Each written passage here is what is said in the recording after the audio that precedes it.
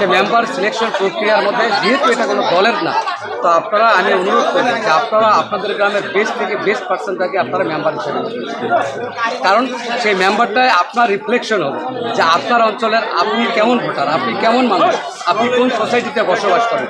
যদি আপনার মেম্বারটাকে দেখলেই, যেমন আমরা সাধারণত গ্রাম্য অঞ্চলের মধ্যে বা বিভিন্ন জায়গায় প্রবাদ একটা আছে যে মানুষের রুচি বোঝা যায় তার জোতার দিকে দেখবে, তার স্যান্ডেল দেখলেই বোঝা যায় তার রুচি কেমন। তো কাজে একজন মেম্বারকে দেখলেও বোঝা যাবে যে আপনার রুচি কেমন, আপনি কেমন ভোটার, আপনি কেমন মানুষ। তো কাজে মেম্বার সিলেকশন করার ক্ষেত্রে দল বল নির্বিশেষে সব কিছুর ঊর্ধ্বে উঠে, দলের ঊর্ধ্বে উঠে আপনাদের অঞ্চলের যে বেস্ট ক্যান্ডিডেট, সেই বেস্ট ক্যান্ডিডেটটাকে আপনারা নির্বাচিত করবেন। দেখবেন একটা ভালো পঞ্চায়েত হবে, এবং ভালো পঞ্চায়েত যদি হয় তাহলে আপনাদের আগামী জেনারেশন যেটা আসবে সেই জেনারেশন তার সুযোগ পাবে। যেহেতু ধরো পঞ্চায়েত ব্যবস্থায় বিশেষ করে মেম্বারের ক্ষেত্রে দলের কোনো সিম্বল না, এখানে দলের কোনো কিছু নাই। এখানে ধরেন আমাদের মুষ্টিমেয় কিছু মানুষ আছে, যারা মুষ্টিমেয় কিছু মানুষ আছে, তারা সুবিধা নেওয়ার জন্য সাধারণ মানুষদেরকে বিভ্রান্ত করে বলতেছে এটা কংগ্রেসের ক্যান্ডিডেট, এটা এজিবির ক্যান্ডিডেট। আসলে এই পঞ্চায়েত ব্যবস্থার মধ্যে কোনো মেম্বারই কোনো রাজনৈতিক দলের সঙ্গে জড়িত না, সব মেম্বারের রাজনৈতিক দলের মধ্যে।